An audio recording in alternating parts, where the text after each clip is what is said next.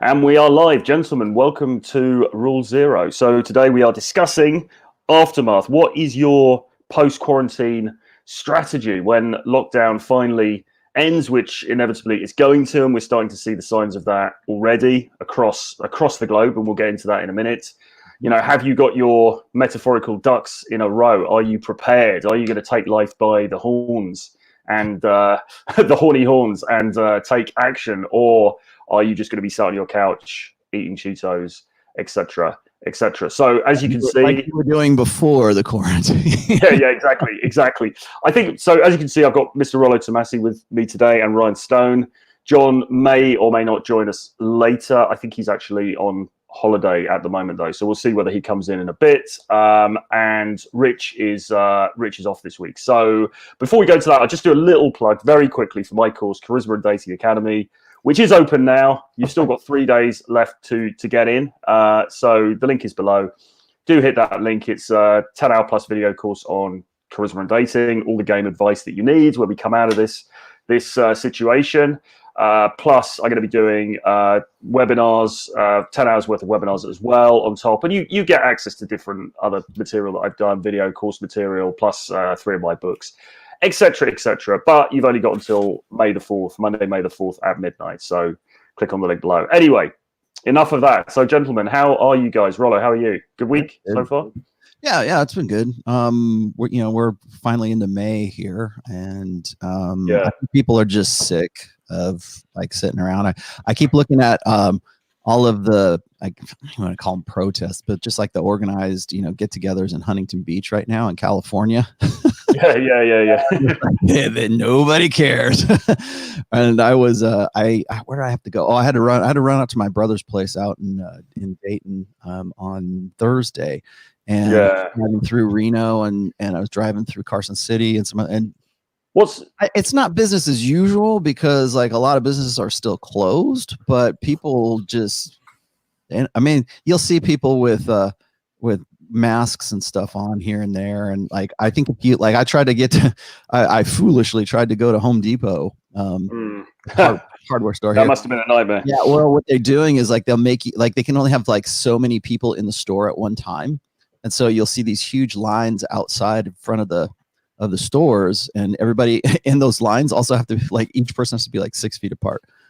And so you've got like 100 people in this line, and they're all 6 feet apart. So it's like 600 feet of people, waiting to get into the store. I'm just like, screw it, I'll just wait. And then you like only, people want their conveniences still too. So like Starbucks, only a few of them are open. And so people rapidly learned where the one that was open is. And so they all congregate there. And of course, right around noon or in the morning or whenever people want their coffee or whatever the hell they eat there. That's when there's cars that are just wrapped around the blocks here. But it's not keeping people indoors. People are still going, doing stuff. They're at the parks. I took the sled out last week. Because what's the weather like at the moment where you are? It's pretty good. It's nice. It's very nice right now. It's sunny. We're kind of leaning in towards our summer weather right now.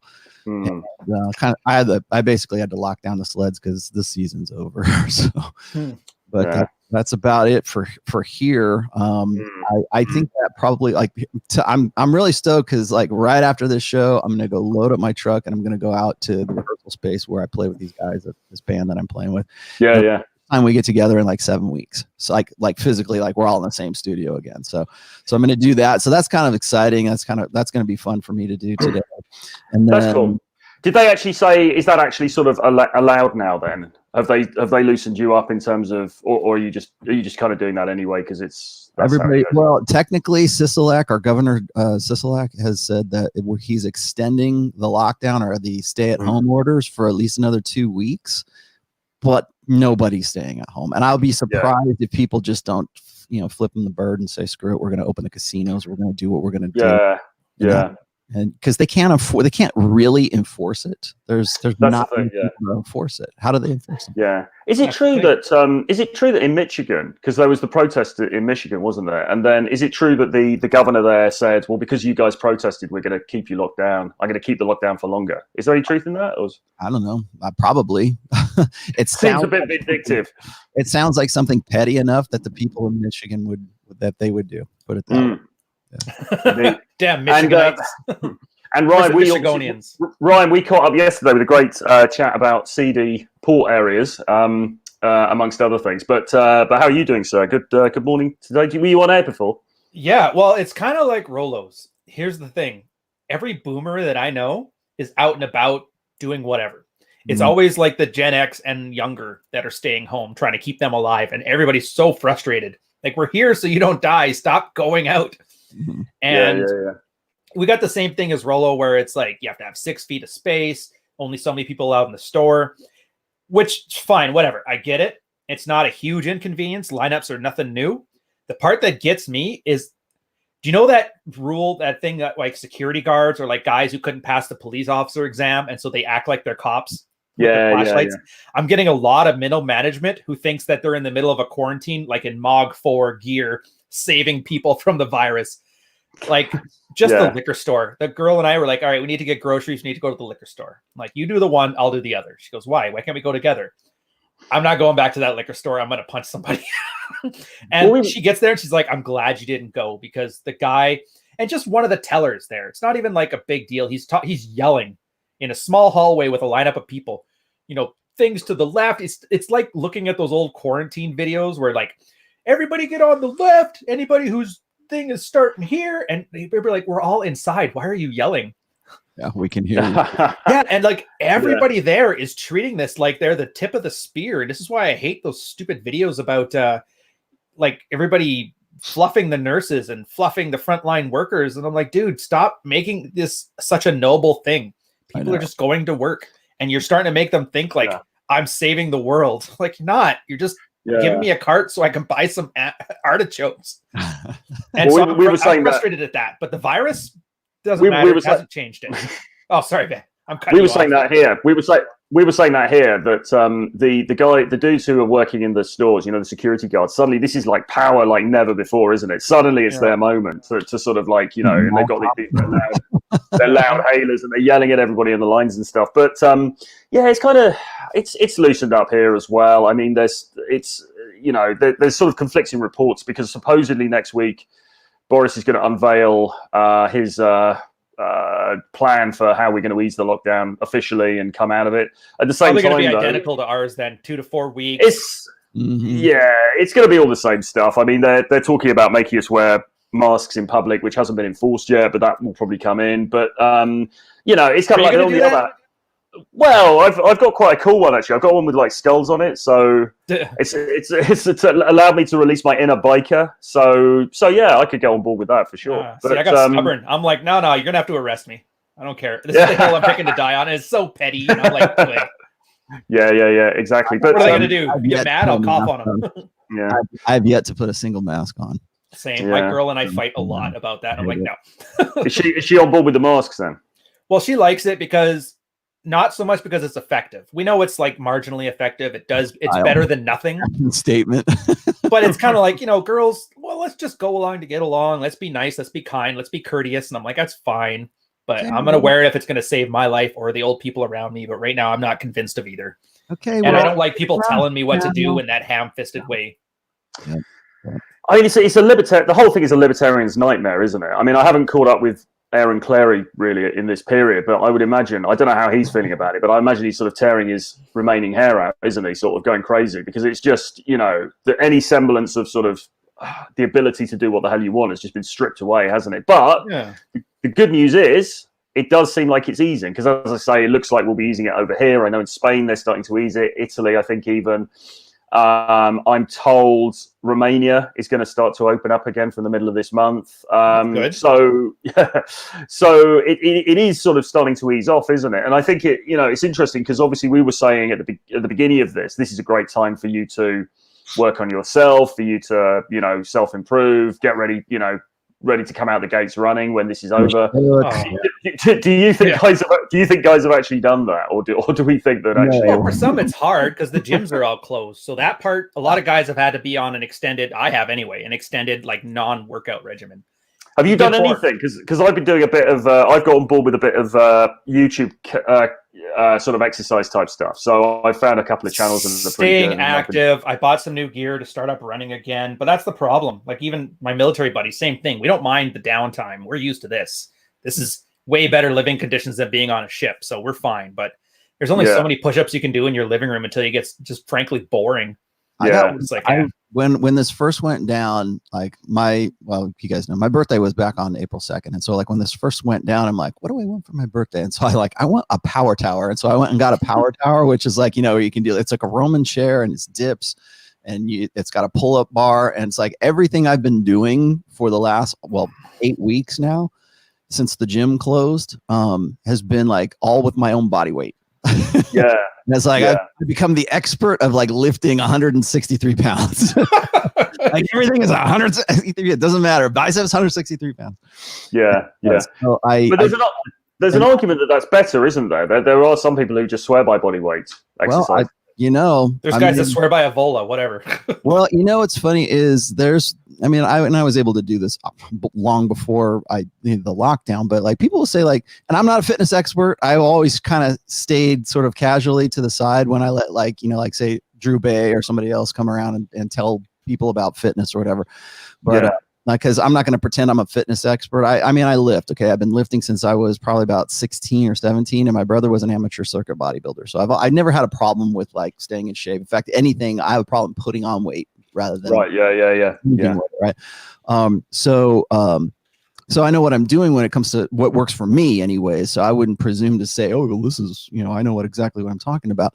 But I see guys like they're capitalizing on the fact that they know people are locked down in their houses, and like so the people that I do follow, like the fitness guys that I follow on YouTube, every day, like within a week, every damn video is like workouts you can do in your home, body weight workout. The shifted on the fly, man. I was just like, wow.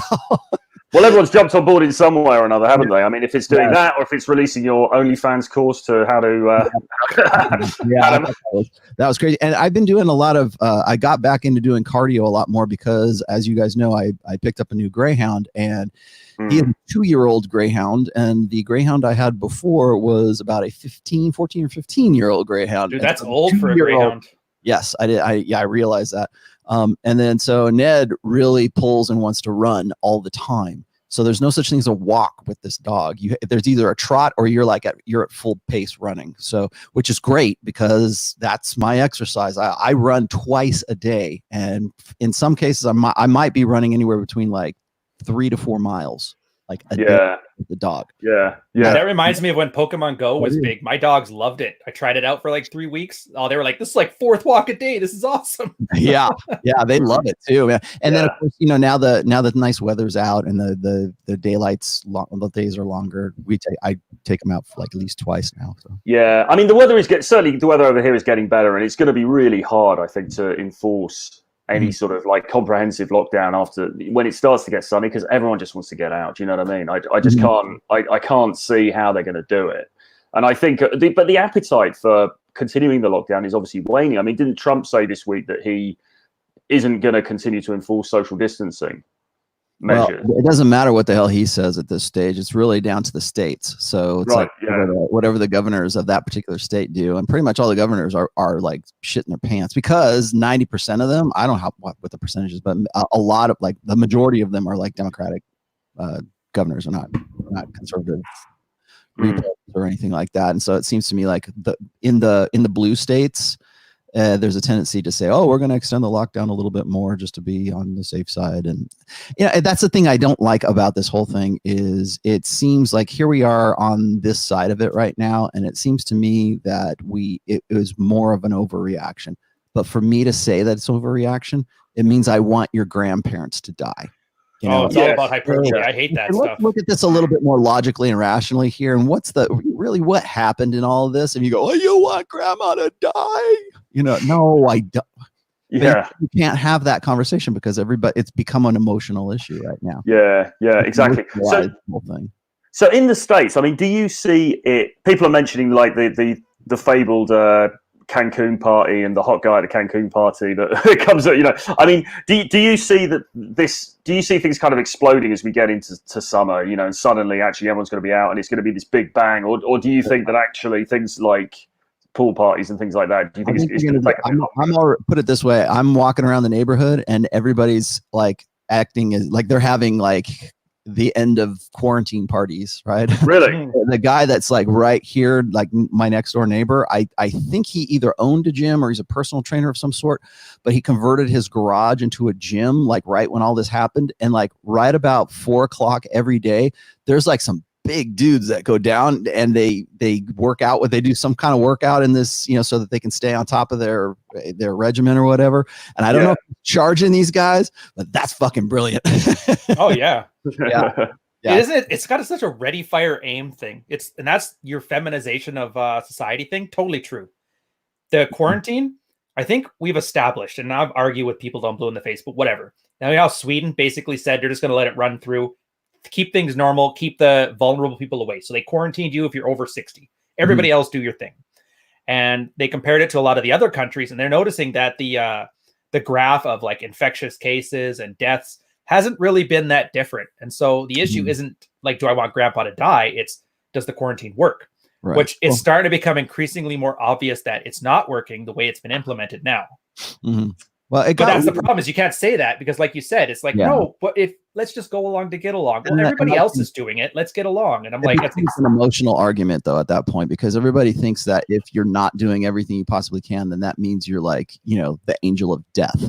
Yeah. As opposed to like, I'm not going to do it if it's not going to work just to feel better about it. Right. I don't want to feel better. My wife is a healthcare professional, let's just say, and she's had to treat a lot of people who actually have it, who were diagnosed as, they knew that they had it.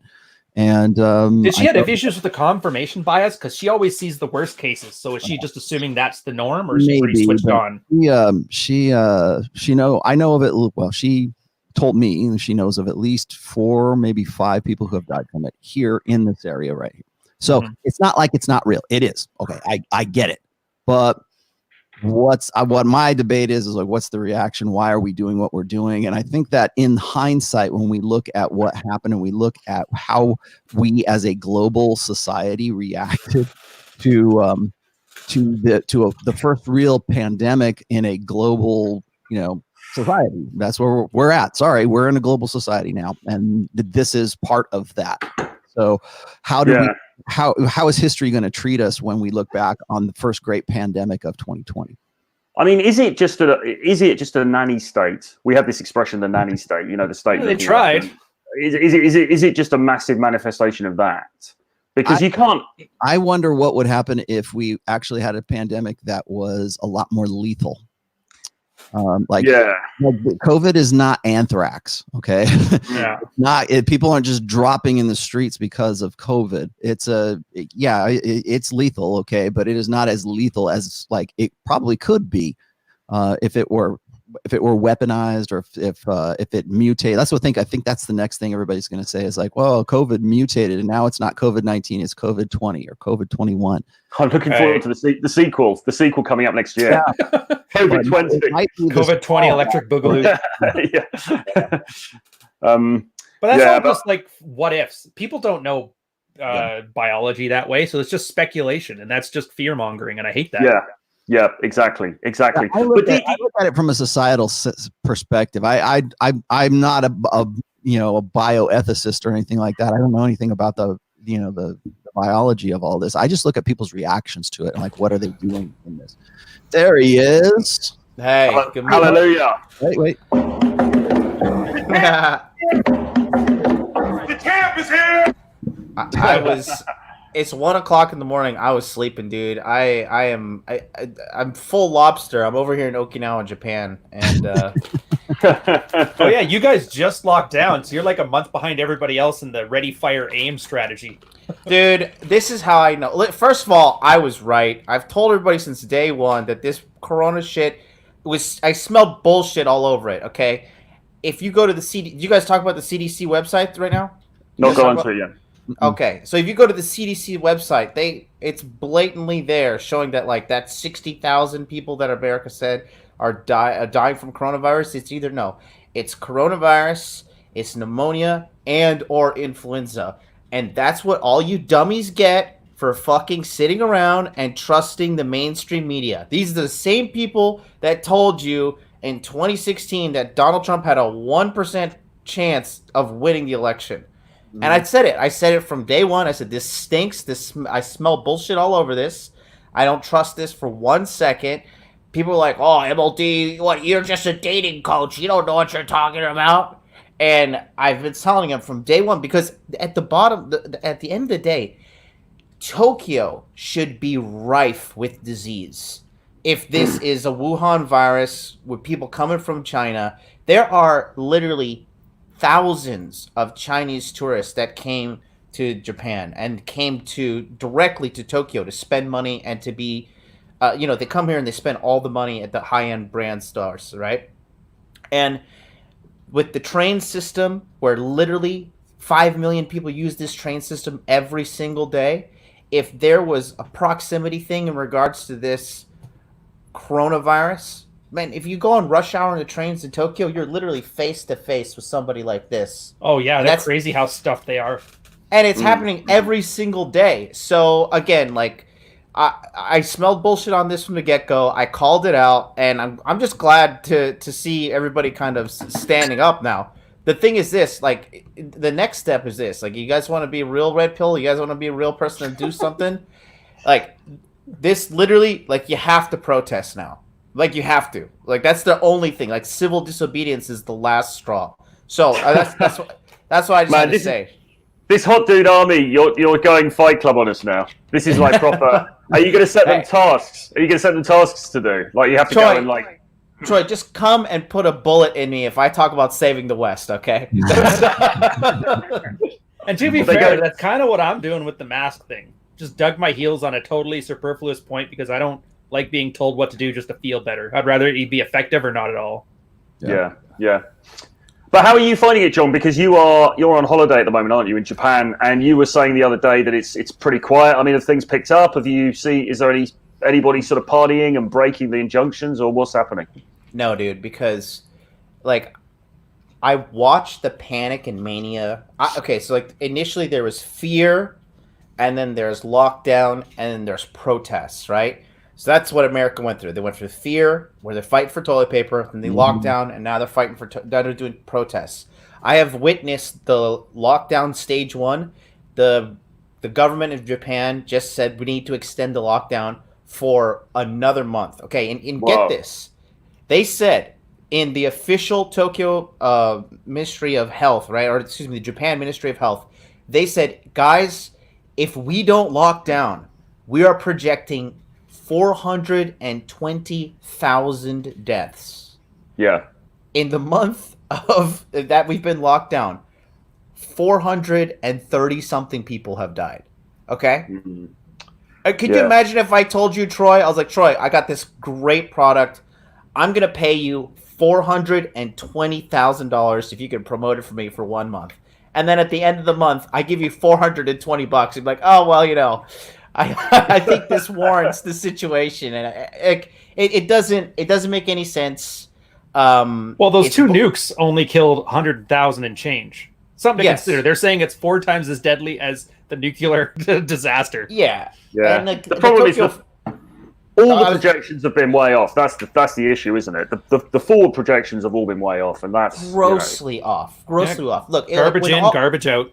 And when all these, dude, I don't trust celebrities. Celebrities are just manipulative puppets for the fucking corporations as well. When all these celebrities are like, oh my god, guys, like, I have coronavirus. That's a part of their scam too. And I don't believe it. I don't care. Yeah, Ishmael says, John going full Alex Jones. Hey, I'm right, motherfucker. I'm right. I was calling this from day one. So you can call me whatever I am, but I was right. You're calling out the Film Actors Guild. I get it. The FAG? My whole thing about this, again, like I was saying, is I look at the reaction. I look at what the people do in this situation. And so, like I was telling you guys before, I was driving through Reno the other day. and I'm with my wife, and we're driving down just this main drag that's right here, and I see this guy on the street, and I swear to God, the guy had had the full face mask, like the kind of pull up face mask. He had a hoodie over. He had headphones on. Oh, did he have like the welding goggle visor too? He had a jacket on. He had gloves on, and it's like 72 degrees outside, 73 degrees outside, right? And Jesus. there's no reason for that. And I go, that dude has got like coronavirus crazy, right? And I thought about this, and I looked at it and I said, you know what this whole thing, I mean, we're talking about the aftermath today, right? What this whole thing has really taught me is that when you get into a crisis situation like this, like just like what John was just saying a minute ago, like when it comes to fear, when it comes to this emotional response, and that was another place I wanted to go today, but when it comes to that, what happens is you will see people sort of fear nature come to like bubble up to the surface. So if you're Alex Jones, if you have like really super like whack job, what we would consider whack job, like religious beliefs, spiritual beliefs, whatever, bam, like, oh, it's the end of the world. This is the angels are broken the seventh seal and releasing the plagues upon the earth kind of thing. Or you'll see or the libertarians will go, oh, see, I told you this was happening. And then you got the doomsday preppers going, ha, we got you, motherfucker. Yeah. Gotcha, bitch. That's the whole. And who's letting their wife drive the ship? Like a lot of these guys you're seeing, their wives suggest we put on this, that, and the other thing, and they're just supplicating it. Yeah, and they facilitate it, and you see sort of this. Like sometimes you kind of get a little hint of it in just normal, regular, day-to-day, in our non-fear nature. You kind of see just how little crazy people are. And so like when I'm looking at this guy walking down the street with he's all just wrapped up and he's in a coat and everything and 70 degrees outside, that is like level 10 crazy. And then there's the guy that's just like, I'm going to put this mask on. I'm just like, everybody else is doing it. That's like level 1 crazy. And so when we're in this, and this is, I've seen this happen once before in a couple of occasions. I think 9/11 was one where people were going, oh man, oh god, yeah, the end of the world, man. We're the economy's done, man. We're all forget it, man. And like suddenly they become these like expert economists. Like you never knew that they were, or you might have never even known that they were like watching, Fox News or MSNBC or whatever. But when they're in that crisis situation, that crisis tends to confirm everything that they've ever like any kind of like superstition or like a folk wisdom kind of thing that they have in their heads. Then they want to just get on their podium and they're in the pulpit and start hollering about it. It's weird how irrational people are, though, isn't it? And how it really comes out in a time like this. And you get people who otherwise seem quite rational. They're coming out with the most crazy stuff because of what's happened. Almost like it's a facade and they're fake and they're not actually alpha and the chakras don't matter. And Stedman's masterclass is anything but mastered. Now, exactly. When this first went down, and I was doing my stream, and I know John had to deal with this too. People were like, "What are you talking about game at a time like this for? Don't you know we're all gonna die? That red pill stuff is out the window. We don't need anything. We don't need to know anything about intersexual dynamics." And then what happens? Oh well, there's a spike in divorce. People got to live together.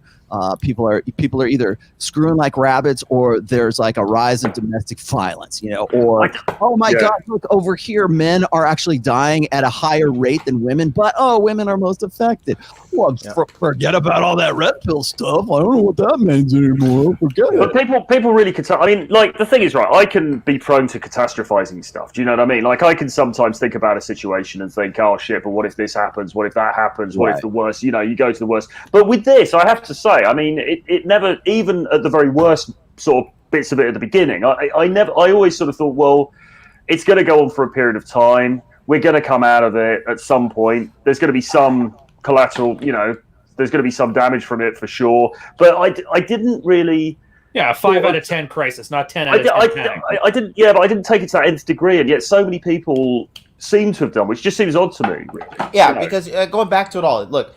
Man, I'm sorry, but this whole crisis. I don't think you're sorry at all. I mean, this whole crisis. John's going to rip his shirt off in a minute and start running around the room like it's. We're going to get demonetized faster than my channel.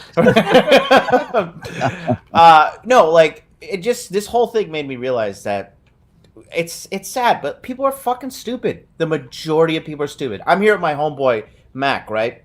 And I got on the plane to Okinawa, and we were walking around the cities and stuff. He's like, you know what this shit is like right now, man?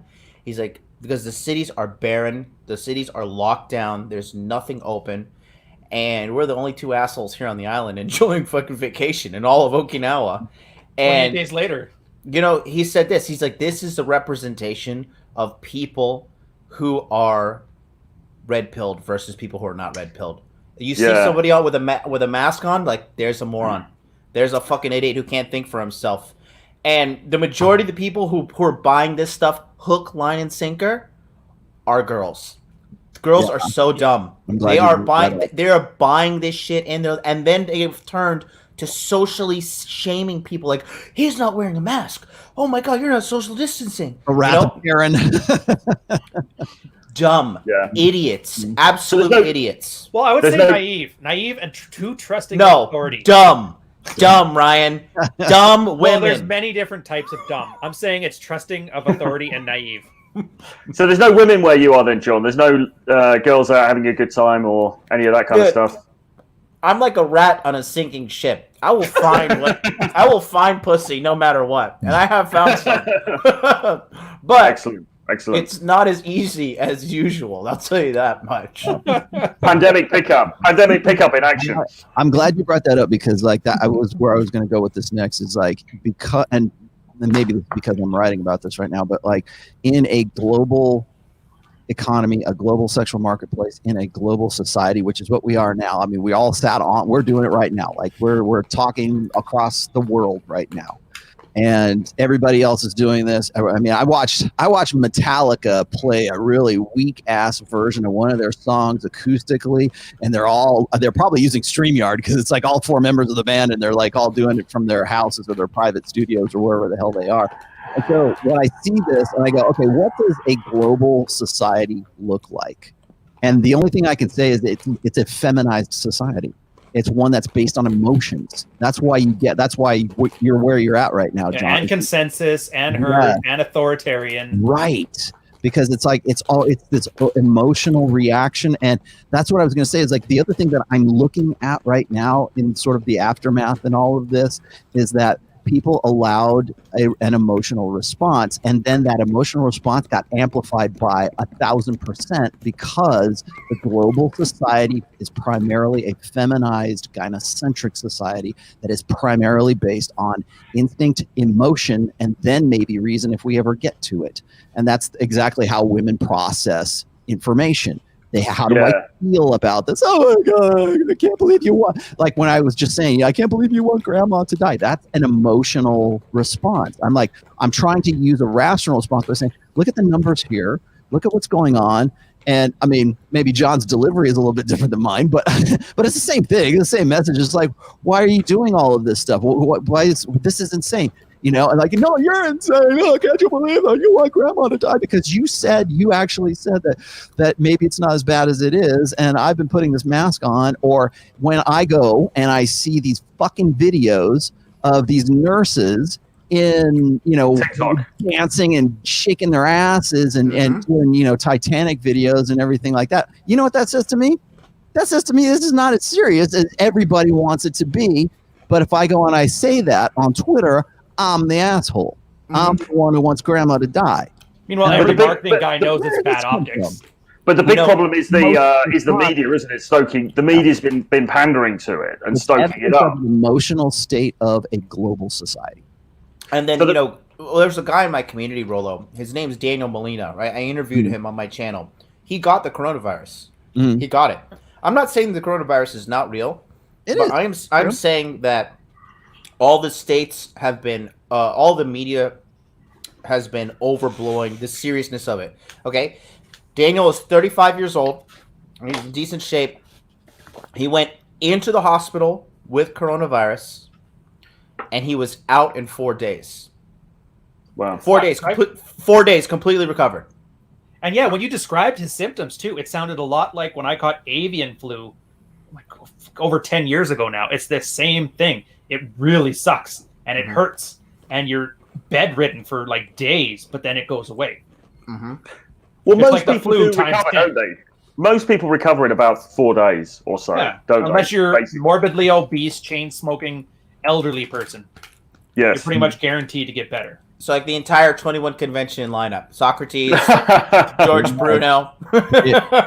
There's a reason they haven't crapped all over Rollo in like 5 days. I'm just saying. Pre-existing comorbidities. Yeah. Well, I was just gonna say is, and I don't think this is any great shock, but even here, most of the people who have died from corona had diabetes, and it aggravated diabetes, and it will attack your kidneys as well too. So if you're already in a weakened state, you need to be very careful. That's all I'm going to say. Yeah, it is real. It will kill you if you're a fat fuck. And where, you know what's funny? Where all these jackass companies start talking about, yeah, you're healthy at any weight. Hashtag body positivity. Yeah. Are you 350 pounds? You're 350 pounds of beautiful. No, you're a walking medical liability. That's Holiday still alive? Unfortunately. COVID catastrophe waiting to happen. Yeah. I was like, if we can just come out of this coronavirus thing, and I don't know if I want to say it, but no. But do you think, right, if this happens again, right, or if there's, I mean, there likely will be a second wave of some kind. But I mean, do you think that the response is going to be different this time? Because do you think people are now starting to say, well, hang on a minute, the response was a little bit overblown. Do you think next time it's going to be a bit more measured, or do you think we'll see this mass panic again? What I'll tell you this. It'll happen. People will buy a hook, line, and sinker.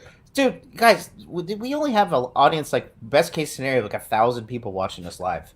All right? But there's like 30,000 people watching dumb whores on Twitch do nothing. There are 5,000 dudes watching a girl sleep. Come watch the sleep stream, guys. I'm going to be sleeping, and 5,000 people watch it. And buy my jar of pee. Yeah, we're the minority. To be fair, she was doing it as satire, but I don't think a lot of people caught that. She fooled me for a while. Either way, That was satire? the point I'm trying to make is that 1,000% people will buy this shit hook, line, and sinker. But the dummies who are propagating this, what they didn't realize is that people will wake up.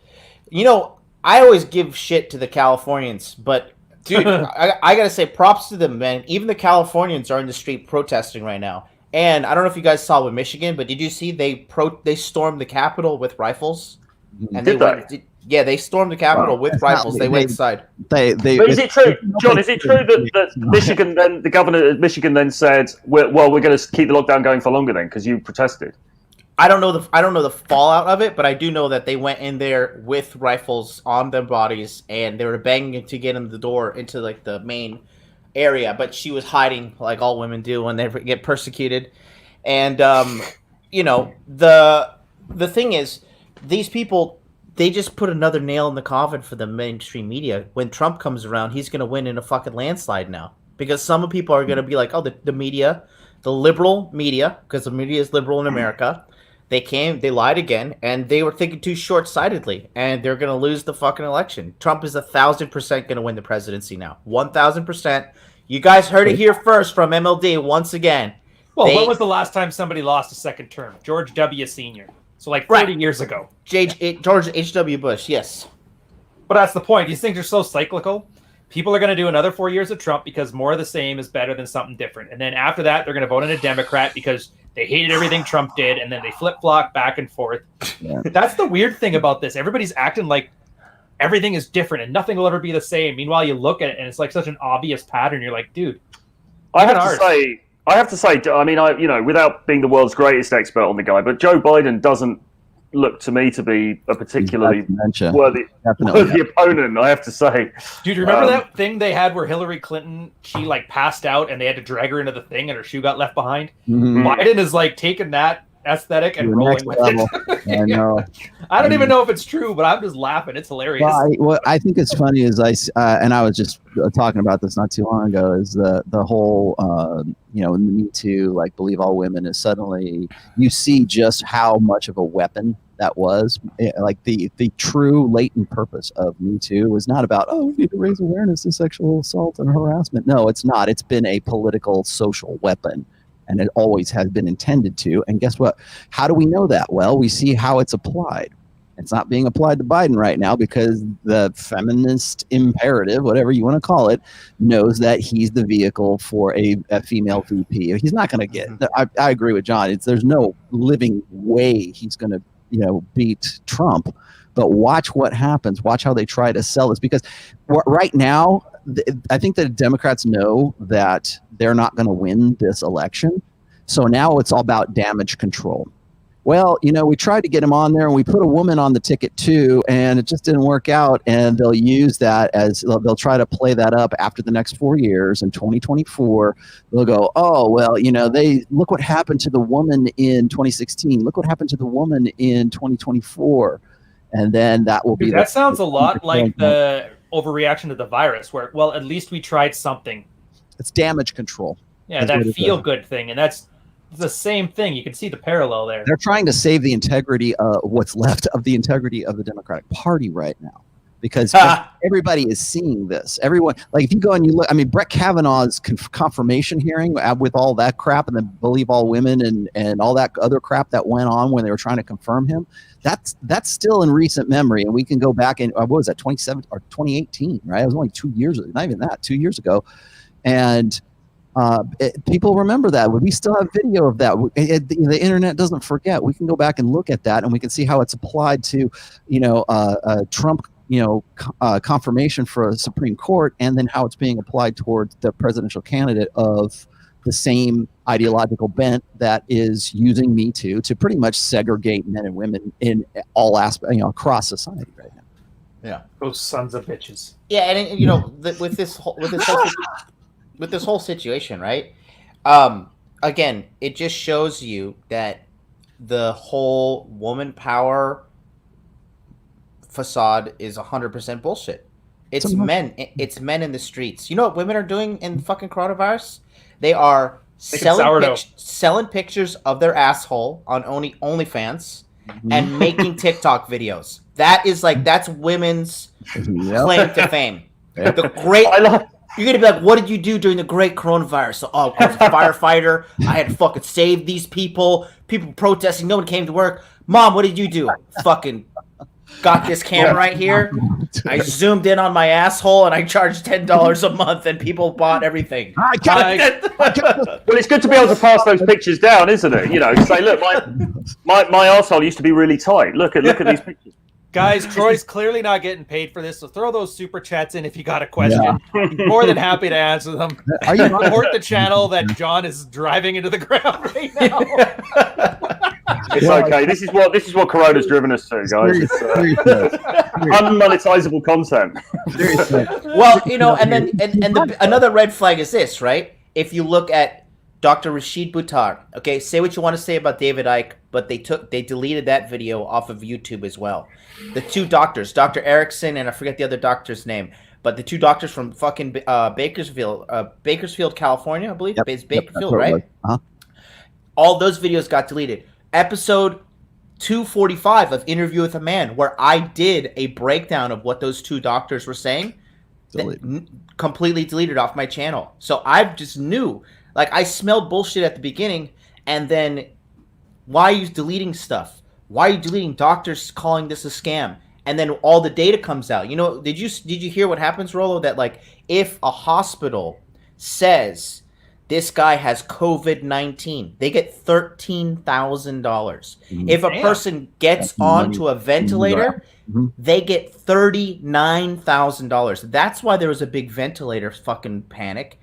Okay? And look at all the people who, New York was like, we need 30,000 ventilators. They haven't used 30,000 ventilators at all. Once you have if you're on a ventilator, I mean, Rollo, your wife works in the medical field.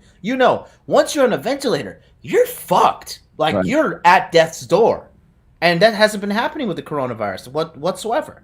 Yeah. Meanwhile, nurses are twerking, on gurneys because they have nothing to do apparently on TikTok, right? I mean, I think what's funny is, again, this is like the aftermath video here. So, like, look what happened. Look at the response to all of the response that YouTube has. That we're just going to delete everything that is in any way of, like, at first you couldn't even say COVID on. Yeah, talk about the death of Kenny Rogers.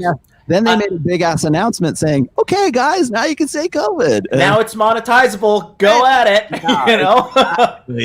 Exactly, and it's a money grab. Like I had guys, and this I don't want to just pick on like one ideology or the other, but people were sending me these stories about how the cops were going and they were ticketing these parishioners or people going to church and just sitting in their cars listening to kind of like shortwave radio of the sermon that was going on. And because they were defying the lockdown orders, the cops were told to go and this is real, when they go out and give them tickets, and to the tune of like $500 or whatever for, so that they would disperse. And of course, everybody made that like, oh, it's a religious freedoms. It's the end of the world. This is what Jesus said in the Bible was going to happen. Oh man, it's funny because you couldn't.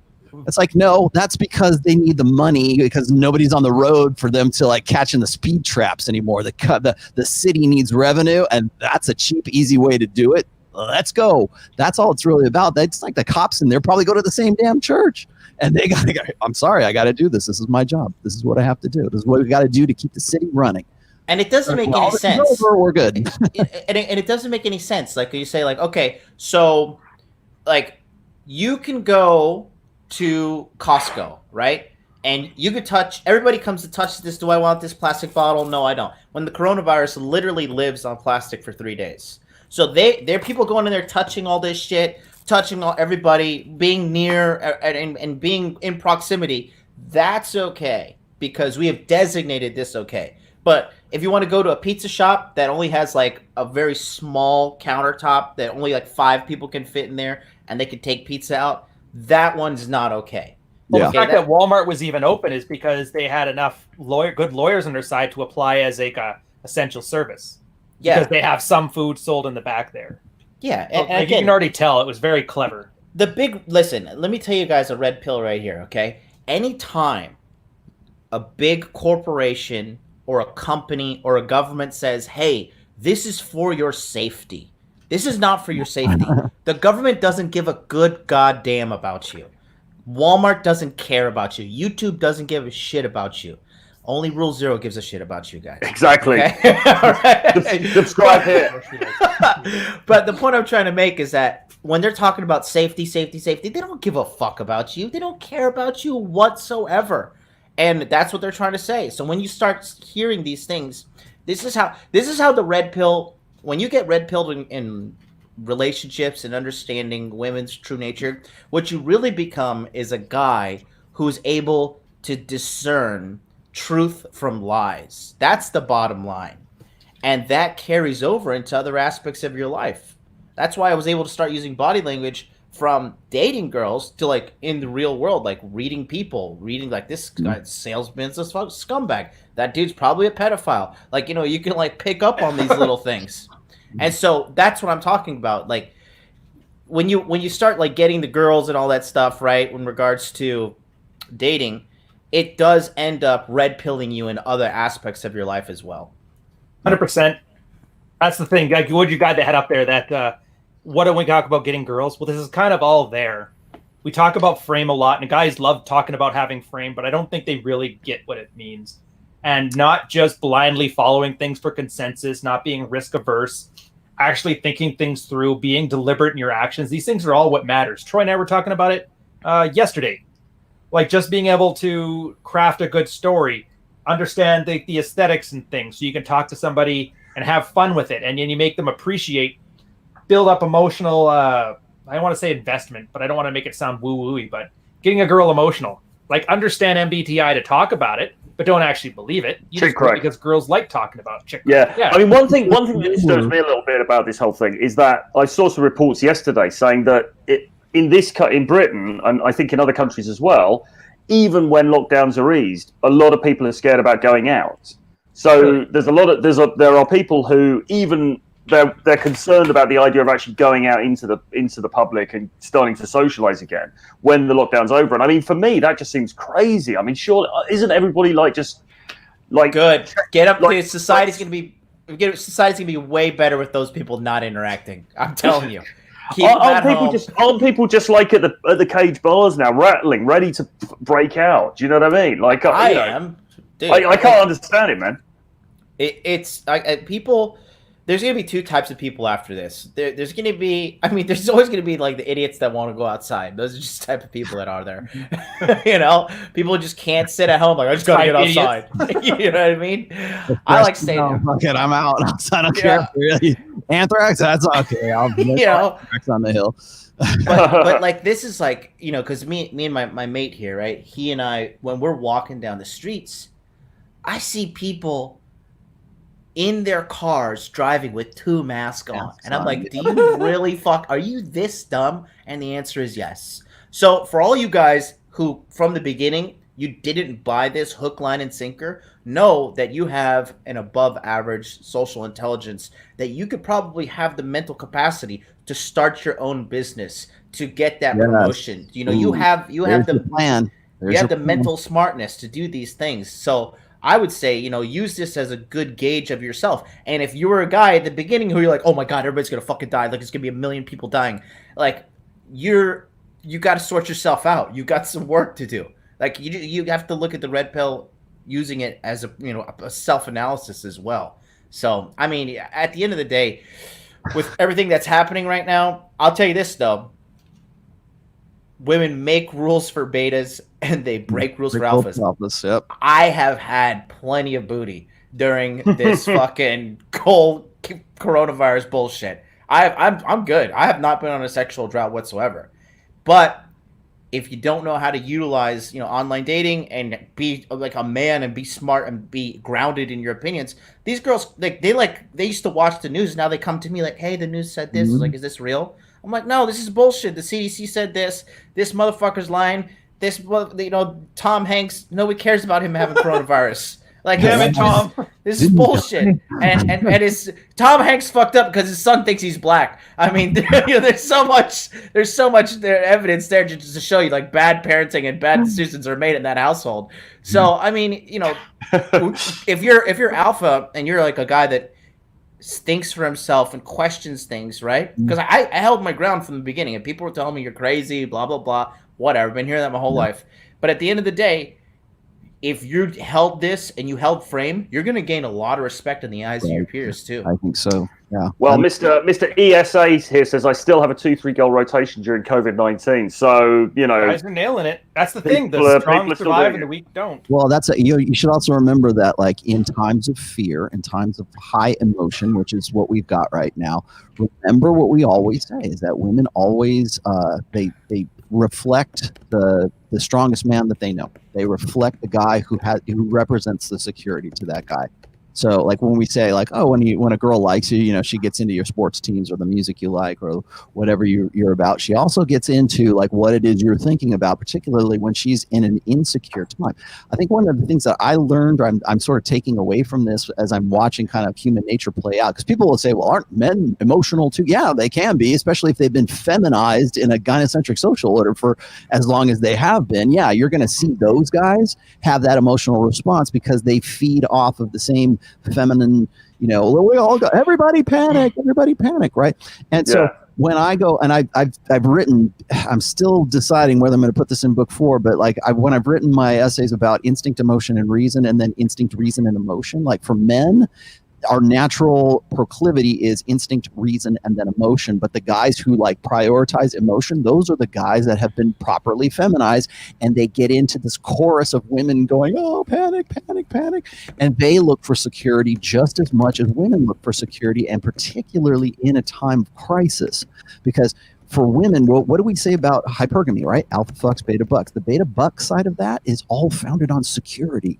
Because women are the vulnerable sex. They're the weaker sex. Okay, but they're the vulnerable sex. They're the sex that seeks out by nature, by their psychology, to seek out protection from men, to seek out security from men, to seek out like food and provisioning and parental investment from men. And that's their source of security in a very insecure, chaotic world that wants to kill them and kill their babies. Right? Really from a lizard brain perspective, that's what they're looking for. And when you get into it, and we saw this play out like in real time. I don't think anybody really realizes just how great an example this is. This is a fantastic social experiment. And you see this happen. And what was the response? It's a very emotional, protect me, I need security response from guys who've been feminized and women who are always going to naturally look for a protector, a dominant male to provide that protection, to provide that security for them. And we saw this happen on a global scale. And so in answer to the fundamental question of the whole show, really, which is, are people preparing for the aftermath? Are people what like, are you going to do? Is it basically that actually probably it just divides into the dudes who were the alphas who were slaying it? They're going to come out of this doing well. They're going to hit the ground running, etc., and the other people probably aren't. And probably aren't you? Well, unfortunately, people haven't really learned anything from this. They're just deviating to I think you're going to see in the beginning, you're going to see this gross over response from guys who are going to now prepare and buy a load of meat and put it in a freezer somewhere, buy some bunker under, I need a fallout shelter or something like that, because this is just a dry run, man. We need like the doomsday prepper mentality. I think like people were caught with their pants down. And that mentality is going to be like, oh, I'm going to make sure it's the Mormon thing. I've got to have 2 years of dry foods in my pantry or else I'm not a good Mormon kind of thing. Mm-hmm. You're going to see that sort of excel. Wait for that.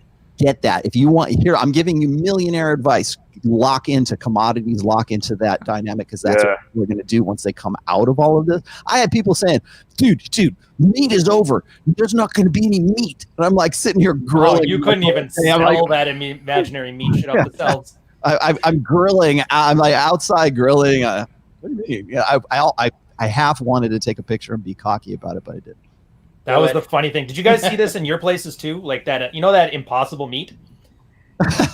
Yeah, during like the first week of this lockdown, everybody was buying everything. Like rice was gone, flour was gone, but that imaginary meat stocked. Just stocked. I couldn't find a steak, but that was everywhere. I don't know why people went so disaster at a movie about it, though. Do you know what I mean? Because ultimately the illness itself is not sufficiently deadly to be causing the complete Armageddon that people seem to think it would. Do you know what I mean? It's like it just goes back to this simple thing, man. Troy, like, you're a smart guy, but just because you're smart doesn't mean everybody else is smart. People are fucking dumb, dude. Just look around. Look at all the fat people. Fat people are dumb. I'm sorry, but that's like the one thing you can control. Yeah, I don't think you're sorry. Just stop. I think you've already. I know. Right? But stop crushing food into your fucking fat face. You know what I mean? Like, I think I'm a little chubby right now, but when I see somebody who's like 200 pounds and obese, I just think to myself, like, what were you thinking 25 pounds ago? Like somebody 250, 300 pounds. These are dumb people. Okay? These are stupid people, and they're everywhere. And that's just a reality. Like, and they're easy to control. The dumber you are, the easier you are to control. So, I mean, it's just, you just take pride in knowing that you're a smart dude. Because, like I said, from the beginning, I didn't believe this shit at all. And I'm so justified being right. Yeah, well, here's your saving the West thing, too. All those dumb people, they're basically looking for an authority to tell them what to do. If you are a smart guy and you are switched on, if you want to save the West, be the example that these guys can follow. Because right now, Karen decided to dance like this at the hospital, so everybody else did it too. Imagine if you were the head doctor there and you just had like a nice atmosphere. You understood how bad this looks for optics. You got them to take their job seriously. You got them to accurately report what's going on so people could be more informed. If there was a doctor that was alpha in that situation, you probably wouldn't be... What the fuck? I can't even finish my point. Like, whatever, let them burn. Never mind. Now I'm about to throw everything I just said out the window. Yeah. Because here's the thing: is like you get to a point. I think, like, for the initial response, of course, is this emotional response. But I think that once, like, women get the idea that there's this constant fight between a need for security and a need for attention. That this is that need for attention. When you lock women down and you deny them that attention, they will find novel ways in which to get attention. Here's another takeaway for the aftermath video. It's a damn shame, man. That's hot.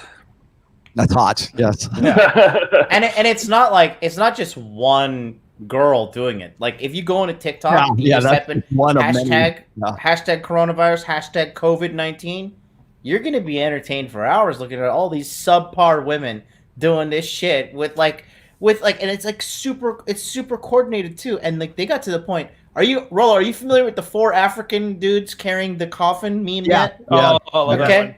They did that the other day with what somebody said COVID-19 on their fucking feet. And if this was a serious global pandemic, right?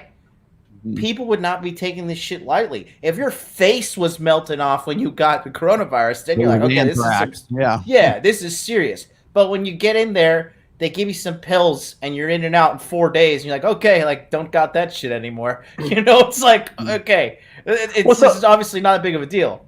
Well, some people don't even go to hospital, do they? I mean, other people, I had a friend who had it and he was at home for a few days and he was kind of ill and then it passed off and that was it. And he's been tested since and he did definitely have it. And he didn't go into hospital or anything. So I think the majority of people, it's reasonably... You know, I don't want to downplay it. Obviously, for some people, it's very serious, but I think for the majority of people, it's actually not that bad. We've known that since day one. The WHO number, 80%. Well, that's what everyone was saying at the beginning, wasn't it? Do you remember at the beginning of this, everyone was saying, "Oh, it's basically it's kind of like the flu. It's like a bad case of the flu." Yeah, and then all of a sudden, and then all of a sudden, it kind of just went nuts. I was watching. That's the way everyone perceived it. I was watching the Candace Owens feed about like she was trying to be as like down to earth and saying, "Look, guys, yeah, people are dying from this, but more people die from like automobile accidents or heart disease or cancer, or breast cancer, plague. Look at bubonic plague numbers worldwide. So I'm watching that. So I'm watching that, and then I see the next story over is more people have died from coronavirus in the United States than all the soldiers that died in Vietnam. I'm like, it's only 58,000, and I'm like, that's a lot. Yeah, okay, but not to downplay anything, but I mean, on a cosmic scale, right? I mean, that's not the Black Plague, man. That's then, not. Yeah, then bring up diabetes. Bring up diabetes. Well, that's the thing. Every that single argument. year. Yeah, and then everybody says, well, I can't catch diabetes, so you bring up the flu. And until like last week, the flu was still deadlier day for day. But then, but it potentially could be more. There's always another excuse. And that's people are horrible at risk. They just are. Risk was a huge part of my corporate job for this reason, just to articulate to people, to put things in perspective. And you're totally right, John.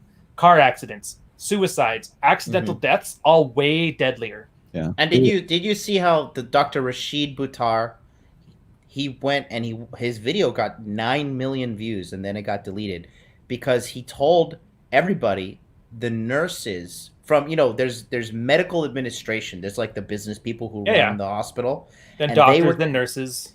They were telling the nurses to go back and change the death certificates to say COVID-19. They're pumping the numbers to get people afraid and to make money off of this. Yeah, but how widespread do you reckon that was, though? I mean, look, if you go to the CDC website, I'll put the link in the chat for everybody. If you go to the cdc.gov, right? I put it in our private chat in Twitter. You can see clearly in column 2, they indicate that these people have died of coronavirus, influenza, and or pneumonia. Okay, and that's the big death toll that you're seeing on the news. Like, 60,000 people have died now. And people just are they're dumb because they're like, oh, a man was wearing a suit and he's on TV and he's gay, so he's got to be like super woke and like super like good person. So like he's right. So I gotta go buy toilet paper. Like that's the fucking thought process of the average idiot who bought into this. Well, because I mean, it's that emotional response. It's also the fear response too, and the fear is very easily marketable. It's profitable. Fear, sell security. That's what it's MGTOW for the medical industry. Oh yeah. Well, here's the thing. So we obviously know this, and you guys are right. We've basically written off the fear mongering, and we're kind of going about living our own lives, working with the situation you got now.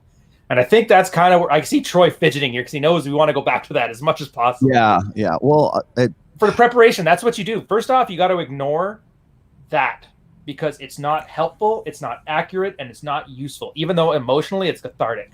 That's the first thing I've done. and I know you guys have done. I haven't watched a lick of TV. If I don't read it from a reputable website, like talking about data stats, and I ignore the policy things, I ignore it.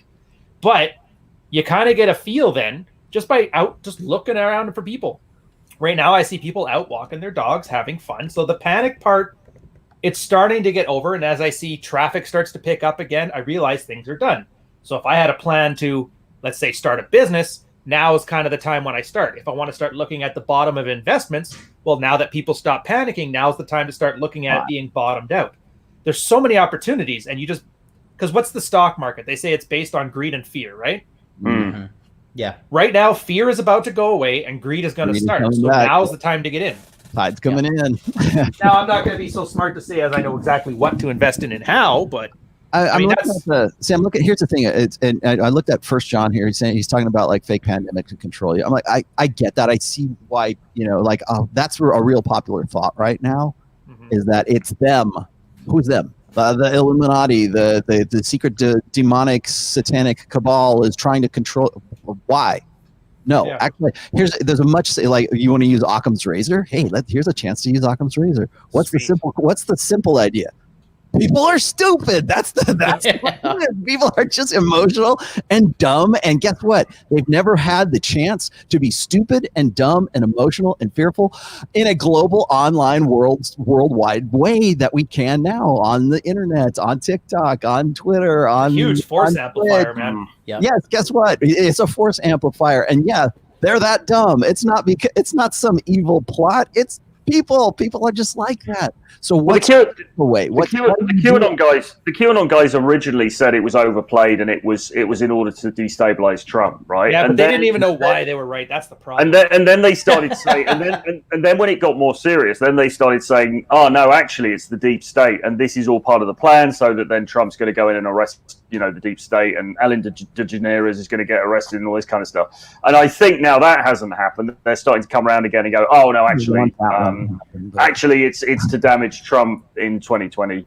So they kind of like. Do you know what that reminds me of, Troy? Do you remember like back in the days of gods were like, oh, the rain god knocked the moon god out of the sky. Well, we have an eclipse. What's that? Oh, that's the new eclipse. Like they keep having to retcon the story to make Star Wars fit to this current thing, but it's like that. Yes. Yeah. I'm hitting all those tags, man. So as far as like your post-lockdown plans, I think that and this is just my takeaway because I wanted to make sure that we say, hey, what's your strategy? What are you going to do after that? I think that the most important part, like however you like everybody's strategy is probably going to be different. Obviously, I think that we can sort of get a glimpse or it's just a rough idea of what we can expect in a post virus world or whatever. And honestly, I think we're just going to go back to business as usual. But let this be. If you don't learn from this, you're fucked. You're just as stupid as all the other people who are just like panicking and freaking the fuck out all the time. But if you don't find some way to sort of find an angle in this or learn about human nature from this, then you've sort of failed the global shit test here, which is how is your new understanding of how people will react in these things? How are you going to profit from that? How are you going to, maybe you're not an exploitive kind of person or a profiteer or anything like. Okay, well, how are you going to protect you and your own? How are you going? Like, people will react this way. I mean, the cliche is, never underestimate the power of stupid people in large numbers. Well, yeah, guess what? And worldwide and on the net, and now we know what happens when this happens. So, like, what are you going to do about that? And if you haven't learned something about human nature from this, then you failed the test. But if you have, and you've taken something away from this, that needs to be what sort of directs and guides your focus in your post-virus world strategy. Exactly. Sorry, Karen. No, I was just going to say, if you could share the screen, I just wanted to show the guys the chart from the CDC website so they don't think I'm full of shit. Yeah, here we go. Yeah, so look, if you take a look here, okay, so this is data as of April 16th. Now you're really going to get banned. 2020, right? So this first column here is just COVID-19 deaths, right? You can see total deaths as of the 16th of April at 11,356. Now, deaths with pneumonia, influenza, or COVID-19. This is 54,217. And then here you can see at the bottom, they have some clarifications for these totals. This says deaths with confirmed or presumed COVID-19. Or presumed. That means they don't really know. They didn't have a concrete evidence-based test, but they just assume that it is the disease. So I'll put this link in the chat for you guys out there so you can see it yourself and give me some feedback on Instagram. And we'll see you on the new channel that Troy Francis is going to have to start out. Exactly. Troy Francis too. From the ashes. After this. Rising from the ashes like a phoenix. Yeah.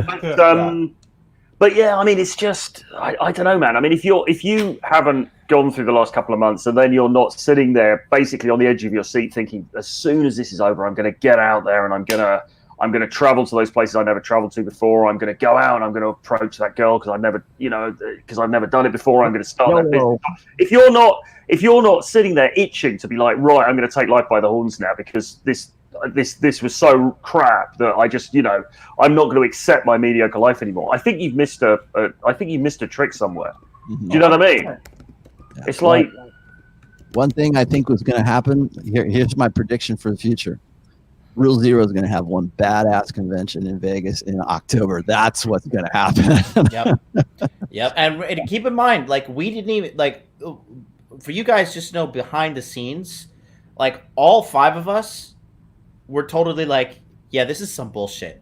And Rich called it. Rich was like, this is money based because this is how they conned you guys. This is how your average person got conned.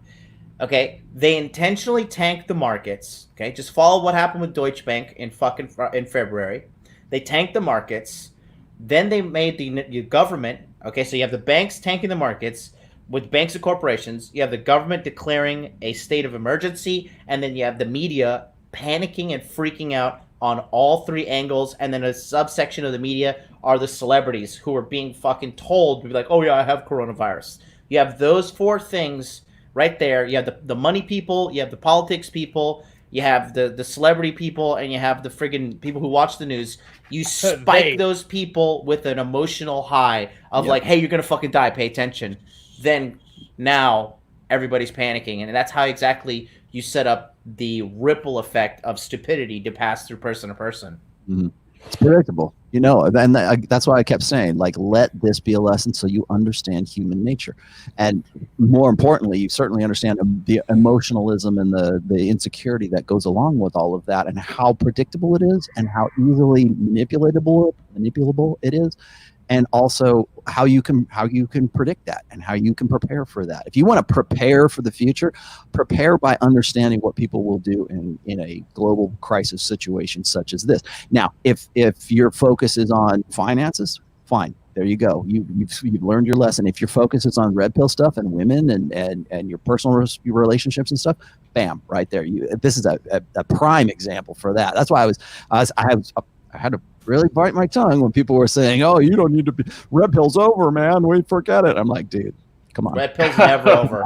Come on. Red pill's never over. No. It's over when you die. That's when it's over. That's when you finally escape the rigor of the sexual marketplace. The burden of male performance leaves.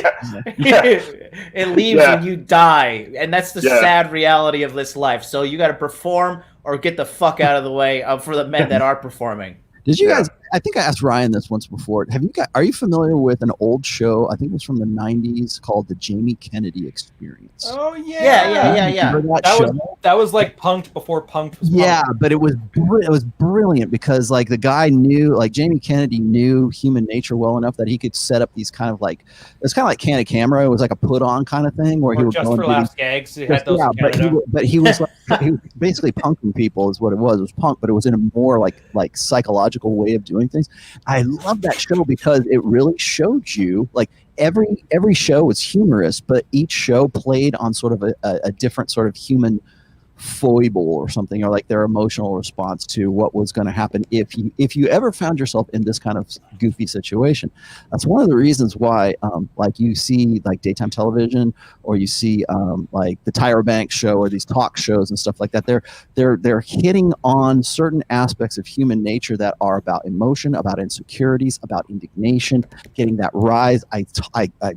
I've used this as an example for that Red Meat show that I did about a week and a half ago, 2 weeks ago, about how that is being monetized right now, particularly in MGTOW black pill circles right now, because it's the same dynamic. It's, I want to feel something. I want to feel indignation. I want to feel, that's why pro-revenge, r/pro-revenge is a big deal on Reddit right now. And that's one of the number one hashtag or tags on YouTube right now is pro-revenge for MGTOW channels. Trending on Reddit, by the way, can we just acknowledge that's automatically telling you that something is garbage? Yeah, exactly. But it plays on that same emotions. Now, here's the connection here. One of the reasons why I did the Red Meat one is because right now, this is very obvious to everybody, I think, in the aftermath of all of this, that it's that emotional response. It's that insecure response. It's that I want to feel something. I want attention. Somebody sell me something. Sell me some security. And women are going to look for the guy who can provide that. They're going to align themselves with the strongest man that they know. If they don't know any strong men, guess what? They'll go online and they'll find somebody who they can sort of identify with, and their belief set doesn't come from here. It comes from out here. It comes from the guy that is providing that security, even if it's in sort of an indirect way. So what are you going to do with that? What are you going to do with this information that you know now in the future? And I think that this is, like I said, it's a golden opportunity to really sort of refine your game, refine whatever it is that you want to do with it in the future. And that's my strategy anyways, is just to get the damn book done. But it's also, I have a better understanding of what happens in this sort of globalized, fear. Well, I think, just... speaking for myself, just as it happens, and this isn't like a sort of, this is a kind of a humble brag, I suppose. But April was one of the best months business-wise for me since I've started in the field. And I'm not saying that, and I'm not making millions. I haven't got the Lambo parked outside or anything. But nevertheless, it was really, really good. Fucking beta. I haven't even got an OnlyFans channel for my girl. But yeah, I mean, I think. The opportunities were out there, and the opportunities will continue to be out there, right? And you've got to lean into that, right? I mean, Jesus. I mean, what else are you going to do? Just jerk off in your living room? Exactly. Well, I did that as well, but in the bits in between, I was doing work, and it paid off. So, yeah, man, and those opportunities are just going to continue, particularly as we start to come out of this. So you've got to seize them, right? And this get on OnlyFans, get your girl on OnlyFans, buy a Lambo, don't be beta. And look, this is what I was telling people, and I said it on my private in my body language mastery group, because I had to assemble the troops because some of them were losing their minds. And I said, look, right now, this is an opportunity moment. Yes. And don't be like, oh, you just want to make money during this thing. Shut the fuck up and go hoard toilet paper. I'm not talking to people like you. All right. But you have to realize during this entire thing, there was people expanding and people contracting. And when people contract, that just means they leave more business, leave more money, leave more women, leave more opportunity on the table. And this time of global contraction, you need to be expanding. Well, I did more live stream shows. I did more coaching. I did more email marketing. I did as much as that I possibly could get done. And I helped change hundreds of dudes' lives, especially with the body language mastery thing. I came up with pandemicpickup.com as well, because we're launching that thing this upcoming week to teach you guys how to maximize their online dating life. So instead of freaking out about this and like, I gotta stop live streaming and I need to go hide in my closet and cry. Like, no. I went extra hard. I went super hard to make this shit happen. I know guys who own digital marketing agencies. They doubled down on their efforts because they knew everybody was going to be locked down at home. They saw revenue go up 42% in 1 month.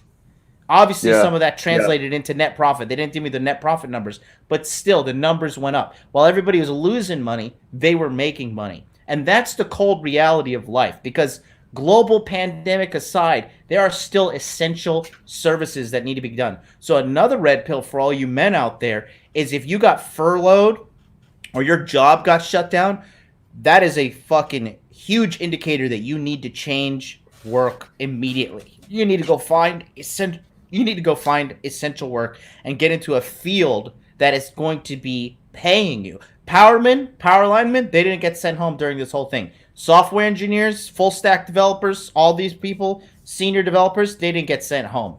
Well, Right? at the very least, why would you just stay home and wait? If you're being furloughed, that's literally a company saying, yeah, stay home. Don't call us. We'll call you. Yeah, exactly. And then to sit there, that's a lot of trust into an organization that doesn't really care about people. Yeah. And I don't care what your company is. None of them do. Well, actually, Yes. I would say actually being furloughed is the best time to start an online business or to start a side business, because you're still being paid to a whatever percentage you're getting, but you're sitting around doing nothing. So you might as well use that time. Yeah. To What else are you gonna do? Yeah, exactly. Somebody said here, Troy, if you Balthazar said, Troy, if you're 35 and PUA attack mode, where would you be right now? It's a difficult question because I'm speaking to people every day and all over the place, and I don't actually know at the moment where is really rocking. I mean, obviously you've got Sweden, there's Stockholm. I guess that's one option. I believe there are places in former Soviet Union. I've got a friend over there, and that's kind of open, but you have to quarantine for 2 weeks before you can go out. So, I mean, at the moment, I'd say the only place I know of really is Sweden. But even then, I don't know, man. I mean, like, my strategy with all of this has been just to put that on ice for the time being. Online is where you actually want to be, if you want to be anywhere, right? And I'm sure John would agree with that. I mean, that's that's kind of where you want to be. Bro, I had a fucking super hot half Japanese, half French chick come over, and like we got at it like within 30 minutes of her being in my place. Coronavirus, I could have fucking had full blown AIDS, and this chick would have done it. You know, if the girl wants to bang, they want to bang, and at the end of the day, that is human nature. We are here to have sex and procreate, and there's nothing wrong about that. Everything about what's the quote, Rollo? I know you know this. Everything's about sex except for sex. Sex power. Sex is about power. You know, that's true, man. Why do guys want to get jacked as fuck? Because they want to flex in front of the mirror? No, they want to get broads. Why do dudes learn how to get a shitload of money? Why? Because they heard, hey, girls like dudes with money. Why do guys learn game? Because they want to get fucking girls. Duh. Everything is about sex. So embrace it, understand this reality, and, you know, just accept it for what it is. Yeah, exactly. City Ray says hi from Sweden. So if you could write in the chat what it's actually like in Sweden at the moment. Are people going out and doing day game and stuff, or what's the score over there? Because I'm not exactly sure, but I believe it's kind of pretty open over there still.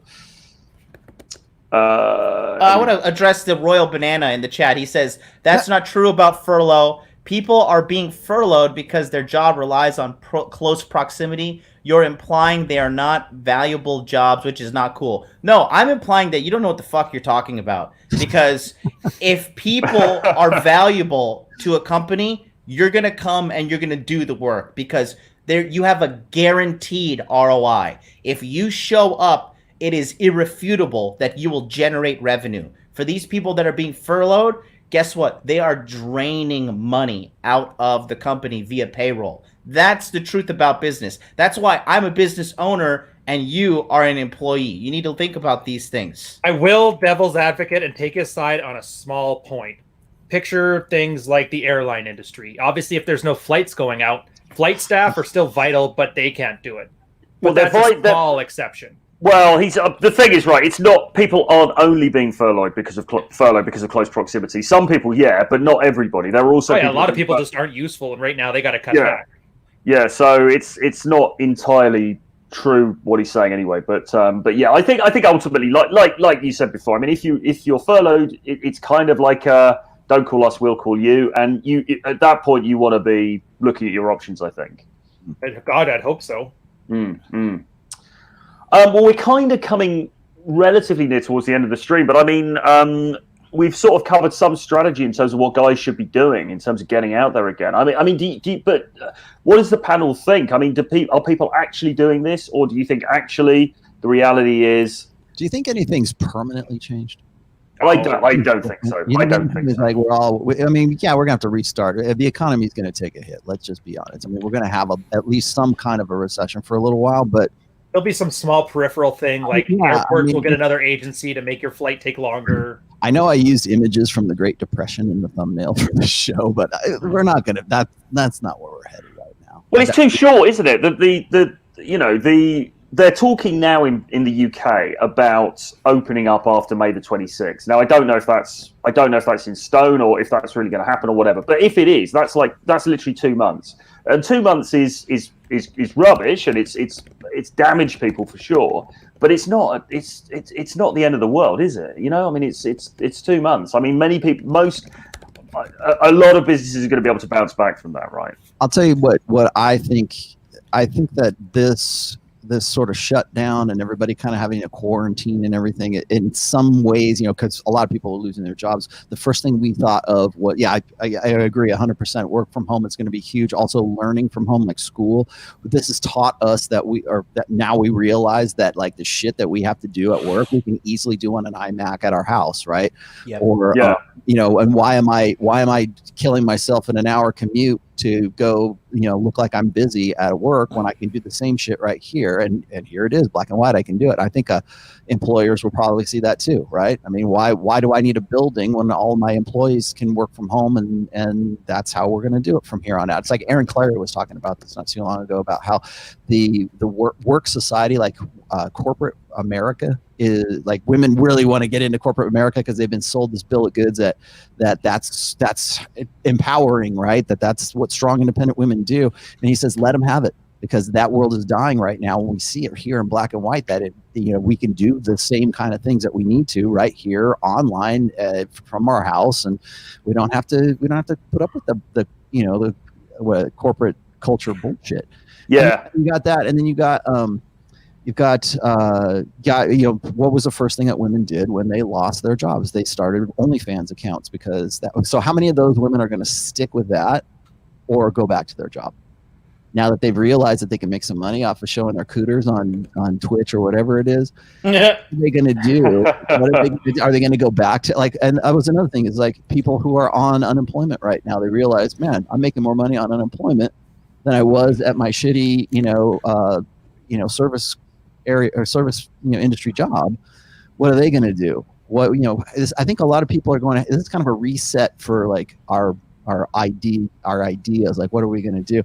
And so here's this is my closing comment, I'll just give this to you, is that I think that like when guys unplug from the matrix, and we always use that analogy, right? When you're unplugging from like the way that you used to live, when you used to think a certain way about women. Oh, women are all nice and sugar and spice and right. And so you had a way that you believed that women's nature was really about, and then through whatever crisis or trauma or whatever, you came to the red pill, you became unplugged. And that was a really difficult process. It was tough to give that up, because you were invested, you were emotionally invested in that old way of thinking, and then you think that if I leave that old way of thinking, if I leave that blue pill way of thinking about girls, I'll never get laid. I'll never, complete my reproductive, mission in life, right? I'll never do that if I listen to what Rolo says, because look, girls don't like jerks. No, they do like jerks. Here, let me tell you why. But there's that discomfort that comes from like unplugging from that old way of thought, and then becoming, working and living in a different paradigm. Now, what we do here on this show is we talk about intersexual dynamics mostly, but now we're talking about something that's a little bit different. Now people have realized that how they were living before is that they can live differently. They can change. They can live 8 weeks in isolation, right? They can be, they lost their jobs. Now they have to get creative. Now they have no other choice but to find some way to move on, to change something about themselves. And that's the hardest part, I think, for a lot of people, is they get stuck in this routine. They get stuck in the idea that this is the way we do things and this is how things work. And now they're being forced into a new sort of paradigm where they have to be creative, or now they know something that they didn't know before, and now they have to apply that to their lives. And a lot of people don't know how to do that, and it's scary, because it's like they don't know, what am I going to do? I don't have a job. I didn't know that girls really didn't like jerks. So what am I going to do about that? I've unplugged myself from this old order way of thinking, and now I'm in this new order way of thinking, and I've got to be creative, and it's all on me, right? It's all on me to make. Man, if only there was a panel of people that could help guys navigate this new marketplace. Yeah, Exactly. If only they had a convention that was coming up in October that you could go to. Wouldn't that be grand? Wouldn't that be wonderful? Man, we could donate $100 to every member of the fucking live chat, and somebody would still be like, "Why did you donate $200?" Oh man. Yeah. Well, listen, guys, we sort of we've been on for 90 minutes now, so we're kind of coming up to the end, I think, really. But it's been a great discussion for sure, and I mean, like, it looks like this thing is starting to ease off now, and thank God for that. And I just hope that people watching this are going to take the initiative and really go out there and make the big changes in your life that you need to make, because I mean, this has been a rubbish period for everybody, and now you just want to get out there and just make stuff happen for you, whether it's in dating, it's in business, it's in whatever. But anyway, let's go around the panel and just see what people have got coming up for this week. So Rollo, how about yourself, sir? Have you got a busy week coming up? I've got a busy week. My busy week starts about 4 a.m. every morning these days. I'm working on that's the only time. I don't know. I got in the habit of getting up early during all of this because it was the only time I could get some uninterrupted writing time because I'm living with I was living. My daughter's back at her place now, but I was living with my daughter, my wife, and my mother-in-law in the mother-in-law unit down here. And so it's like I'm just like, close the door, get the fuck out. I don't want to deal with it. And so there's all these, distractions all the time. So I've gotten the habit of getting up very early these days. So I'm working very diligently on book 4. My goal is to have it done by the end of this month. So that's where I'm going. And then I have a show tomorrow on my channel. So go check that out. It's my regular Sunday show, just the Rational Male. I don't know what I'm going to talk about just yet. I have a few ideas, but I would let you know if I had something confirmed, but I don't. But I'll be on tomorrow at 4. Well, no, I'm going to be at 5 o'clock now. So it's 5 p.m. Eastern time tomorrow on my channel. And I also had an interview, a really good interview with Rick Broyle. And if you wanted to listen, it's a podcast. It's all audio, and it's on Anchor. And if you really want to listen to that, just check my Twitter feed or just hit me up and I'll give you the link to it. But it was fun. It was about an hour and 20 minutes, and it's great to talk to people who aren't familiar with my work. So that was really a lot of fun. And then just let me leave you with this really quick is understand that going forward from here, there's a lot more opportunity than there is.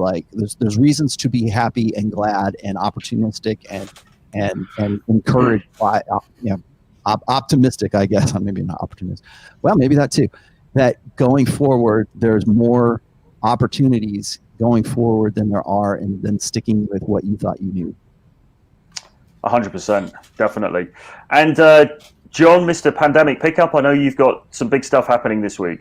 That's right. If you want to be an alpha male like me, not a beta male like Royal Banana, go to pandemicpickup.com and sign up for my waiting list, because there is a sexual explosion coming. All right. What's happening right now is there is tons of action going on with dating apps right now. And 9 times out of 10, your app probably sucks. Your profile sucks. Your bio sucks. Your pictures suck. Everything sucks. But we're going to make you guys the best online dating profile ever. We're going to do it on Seeking Arrangement. We're going to do it on Tinder, on Bumble, on OkCupid, on Hinge, and I'm doing a bonus coaching session on LinkedIn, because I have pulled chicks off of LinkedIn. All right, go to Pandemic Pickup. Hot chicks too. You guys have seen her in the chat. I've sent you pictures. Pandemicpickup.com. Get on the waiting list. It's launching on 5/5. 5/5 will keep your dating hope alive, baby. 5 days of enrollment period. This is only a one-time thing. It's a one-off thing that I put together for this entire whole pandemic situation. You get a complete video breakdown on how to construct everything with regards to your profile, algorithm breakdowns, home workout videos to keep you in shape while you're doing this. And we're going to do 12 2-hour live Zoom sessions where we hand pick your details to craft your dating profile. So if you have no online dating profile, it's going to be me and Myron Gaines from Unplugged Fit. We're going to do the entire thing for you. And to top it all off, I threw this bonus in just for the people who are having hard times. There's going to be a Telegram chat group, which is an encrypted messaging service, a Telegram chat group that starts the day after enrollment closes and finishes on December 31st. Okay, so you're going to have direct text access to me. So go to pandemicpickup.com, get on the waiting list. The email is going out on May 5th at 10:15 a.m. for you to get in and enroll.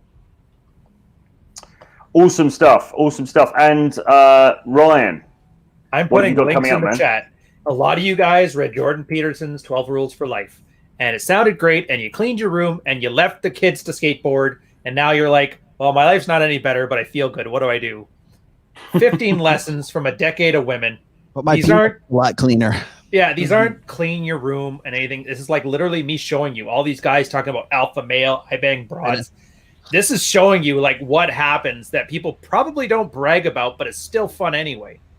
Get in there and you're going to see a lot of your experiences reflected on this. And there's going to be a lot of lessons to take away from it to see how sexually you can mature from a MGTOW women ain't shit attitude to something a little healthier, but still red pilled. It's a great read. If you can handle Freakonomics, you can handle this one. Anyways, at fine bookstore everywhere. Again, big shout out to Nick, who helped me with the revisions for the paperback, which is coming out as soon as I get the final approvals to it. I'm aiming for Monday. If you have a choice, even though I make less money off of it, get the paperback because it turns from a book of actionable information and good telling of mental models to a piece of art. And I guarantee you're going to enjoy it. Again, links in there. Read it. You won't regret it. Excellent. That is true, and I'm reading it at the moment. I have to say, it is awesome. I'm really enjoying it. I'm not just saying that because we're on the same panel. It's just a great read. It's really cool. So yeah, jump on board. For myself, I'm currently CAD Academy is open. The Charisma and Dating Academy. It will take you from chode to Chad. It will get you rocking and rolling, ready to take advantage of the sexual explosion when this current lockdown period is over, which is going to be very soon. You get 10 hours worth of video content delivered by me, talking all about the dating marketplace, talking all about how to up your charisma by 500% minimum, how to get in touch with your bad boy archetype, how to differentiate yourself from the crowd, and then all of the game tactics you need. I'm also going to be doing webinars as well for each of the modules in order to teach the material live. So and you get various other bonuses as well. You get access to my infield stuff. You get 3 of my books. You get some other video content as well. So it's an amazing package, as she said. So I would encourage you to jump on board. There's a link below. It will close. The cart closes for this enrollment on Monday at midnight, so you've got just about shy of 3 days left now to get involved. Now, actually 2 days because we've got Sunday and the rest of Monday. So jump on board now because if and when I reopen it again, which I may do later in the year, the price will go up. So look at the link below. You can see the information on there and jump on board. Anyway, guys, it's been awesome to chew the fat as always. It's been a great show. Thank you to Rollo, John, and Ryan for coming and joining me on the channel. Do subscribe to this channel as well, by the way. It really helps out in terms of pumping the algorithms. And yeah, I think that's it. So unless anybody else has any closing thoughts, we will say goodbye, and we will see you guys again next week. Bye-bye.